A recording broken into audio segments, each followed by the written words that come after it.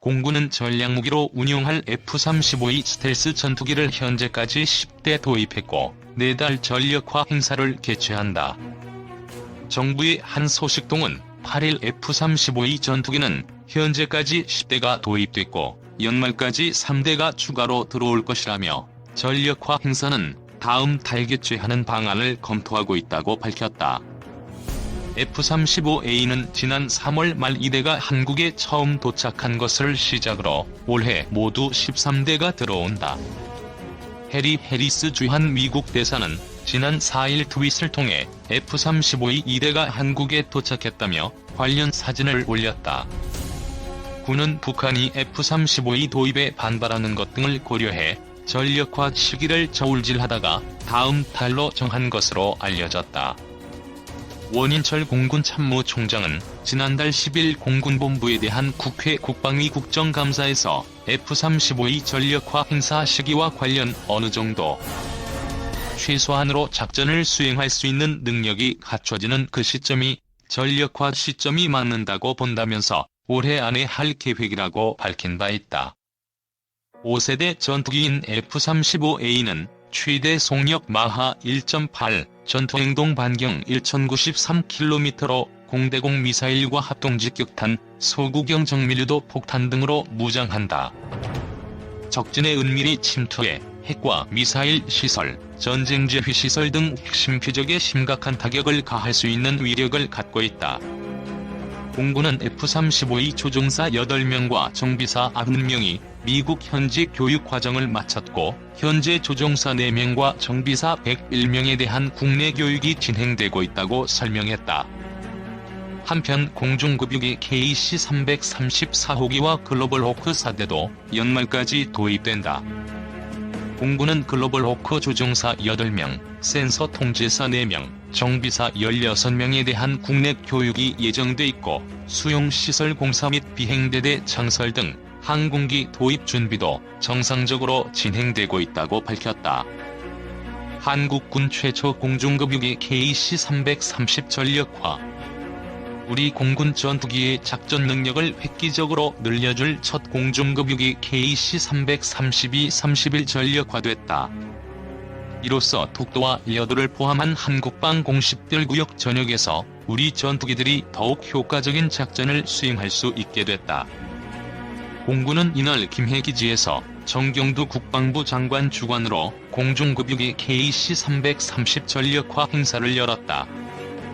이날 행사는 방위사업청의 경과 보고를 시작으로 항공기 명명식, 표창 및 감사패 수여, 공군 참모총장 기념사와 국방장관 축사 차례로 진행됐다. 유럽 에어버스가 제작한 공중급유기 KC-330은 전폭 60.3m, 전장 58.8m, 전고 17.4m로 최대 속도가 마하 0.86에 이른다. 최대 순항 고도는 12,600m이며 최대 항속거리는 15,320km, 최대 연료 탑재량은 245,000lbs이다. 지난해 11월 1호기가 들어왔고 4월 2호기, 8월 3호기, 12월 4호기가 추가로 도입될 예정이다. 2020년 7월부터는 4대 모두 작전에 도입된다. 대한민국 최초 공중급유기 KC-330 조종실에서 공중급유 통제사들이 임무를 수행하고 있다. 국방부 제공. 공중급유기 KC-330 전력화로 우리 공군의 작전 반경이 크게 늘어날 전망이다. 공군의 주력인 F-15K와 KF-16 전투기가 공중급유를 받으면 작전 가능 시간이 급유 1회당 1시간씩 늘어난다. 지금까지 F-15K 전투기는 독도에서 30분, 이어도에서 20분, KF-16 전투기는 독도에서 10분, 이어도에서 5분 정도 임무를 수행할 수 있었다. 공중급유기 KC-330은 F-15K 전투기의 경우 10여 대, KF-16 전투기는 20여 대까지 급유할 수 있다. 공군은 한국 공방 공식별 구역을 무단 진입한 항공기에 대한 대응을 비롯해 각종 우발 상황에 효과적으로 대처할 수 있게 됐다고 밝혔다. 공중급유기 KC-330은 하반기부터 작전에 도입된다. 공군은 공중급유기 KC-330의 백조자리를 뜻하는 시그너스란 이름을 붙였다. 공군 관계자는 KC-330이 이륙하는 모습을 보면 마치 백조가 날갯짓을 하며 하늘로 날아오르는 듯하다며 하늘에서 전투기에 공중급유할 때는 백조떼가 V자 대열로 날아가는 모습을 떠올리게 한다고 설명했다. 정경두 장관은 축사를 통해 오늘 전력화되는 공중급유기는 급변하는 안보 상황에서 전방위 위협에 대응하기 위한 우리 군의 역량을 한층 강화시켜줄 것이라며, 이제 우리 공군은 세계 수준의 강한 힘을 갖추고 국민의 생명과 안전을 더욱 적극적으로 지켜나가야 한다고 강조했다. 이완군 공군참모총장은 기념사에서 공중급유기 도입으로 대한민국의 항공우주력이 전략전술적 차원에서 커다란 전기를 맞이하게 됐다고 밝혔다. 공군 KC-330 공중급유기 선보입니다. 김홍준 기자 승인 2019년 01월 30일 19시 59분 지면 게재일 2019년 01월 31일 목요일 칠면 지면 보기 기사 공유하기.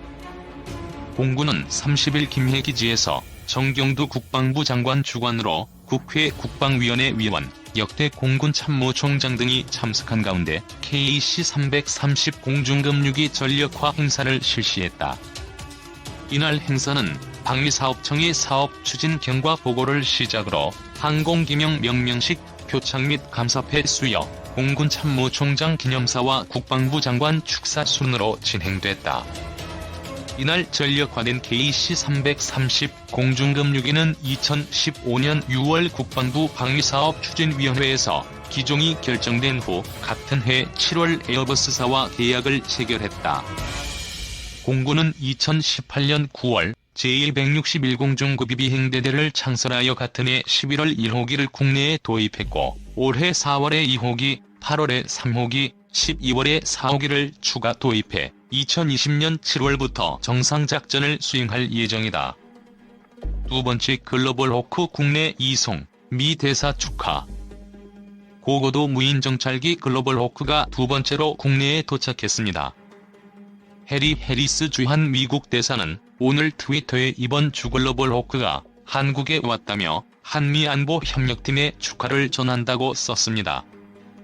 태극기와 성조기가 나란히 걸린 경납고에 대기 중인 글로벌 호크에는 대한민국 공군이라고 적혀 있습니다.